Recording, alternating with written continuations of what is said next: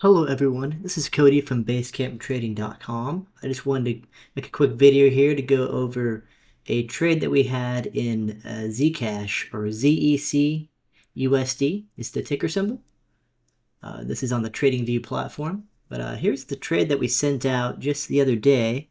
So it was an entry below 62.50, which is right here at the green line, and first target at 50, and then the next one down at 193. So we are currently heading that way. The stretch target's all the way down here at this lower pivot, but it's a good trade. We had the lower high, and we had a bit of some topping tails here, and we entered on that low, and it's moving in our direction. So if you like these kinds of trades, feel free to check out our trading room. It's a $7 trial for 1 month.